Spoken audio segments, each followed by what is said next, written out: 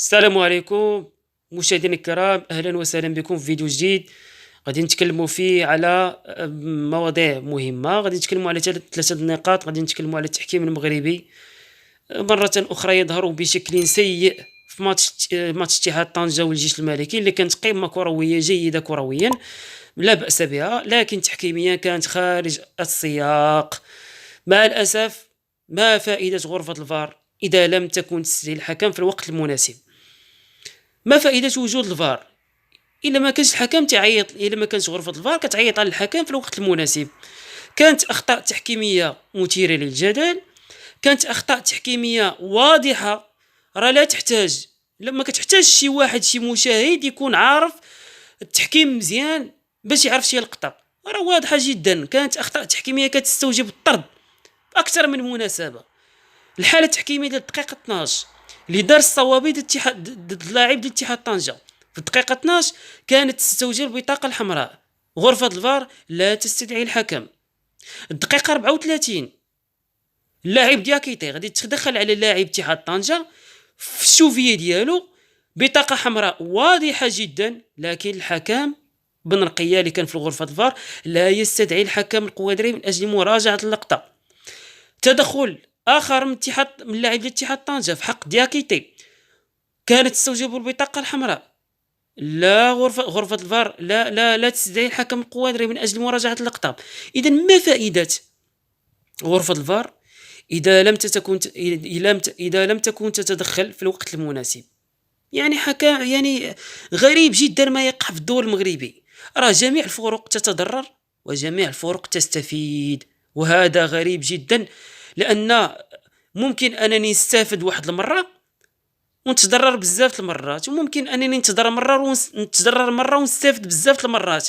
لكن هذه معادله ما صحيحاش، ويجب تحسين التحكيم المغربي. مع الاسف باين بان التحكيم المغربي عنده واحد ضعف تكوين خطير ومثير للجدل، وربما انه كيدخل في واحد السياقات اللي ربما في الكواليس ما عرفناش شنو واقع. انا شخصيا كنت كنتمنى انا ديك التسريبات اللي وقعات في لي زوديو ديال ماتش اتحاد طنجة والرجاء انها تكون تفتح فيها تحقيق وتكون فيها متابعة إعلامية. لكن مع الأسف الإعلام المغربي لا يتكلم على هذه النزيلة هذه، ومرت مرور الكرام يعني خلقات واحد الجدل نهار يومين 3 ايام، لكن من بعد بدينا نساو بان هذوك التسريبات ديال الرجاء والمغرب التطواني ومبقاتش فيهم واحد المتابعه.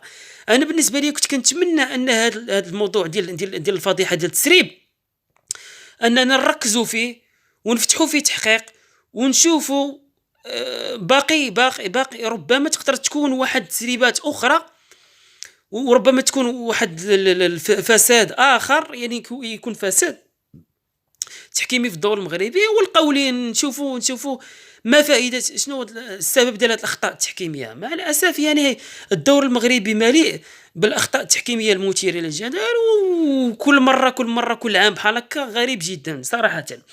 الموضوع الثاني اللي غنتكلم عليه هو ابراهيم دياز حسب الصحف الاسبانيه الاس والماركا قالت بانه ابراهيم دياز اختار تمثيل المنتخب الوطني المغربي، لكن الحقيقه لحد الان ابراهيم دياز كقرار نهائي مازال ما عرفناش،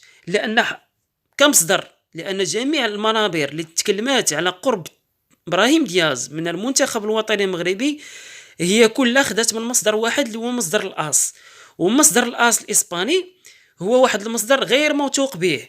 وشحال من مره قرب اللاعب المنتخب الاسباني وكيبقى يتراجع كيتناقض مع راسو بزاف المرات. ابراهيم دياز غادي يكون اضافه قويه جدا الى جال المنتخب الوطني المغربي، لاعب خطير جدا، يعني لاعب اللي كيعطيك الاضافه على مستوى الرواق. عنده اسلوب، عنده جناح عصري اللي عنده واحد الذكاء جيد، كيقدر انه يدريبلي، كيقدر انه يسدد من بعيد، كيقدر يعطيك انه حلول اضافيه في الخط الهجومي. ابراهيم دياز من الناحيه القانونيه ومن الناحيه الجنسيه المغربيه راه قرب انه يكمل جميع الاجراءات. غادي يكون اللاعب غادي يكون في اللائحه النهائيه ديال مارس ديال وليد الركراكي. كان وكيل اللاعب ديال ابراهيم دياز مع وليد الركراكي وفي المغرب وتكلموا بزاف على ضروره تواجد اللاعب في مارس. يعني كيبقى ابراهيم دياز الاختيار النهائي ديالو، غادي نشوفوه في قادم الايام. وكل ما يقول بان ابراهيم دياز راه اختار المغرب هو يعني ديما كيمشي، هو راه مشى مع المصدر الاسباني، ومصدر اسباني الاصل والماركه.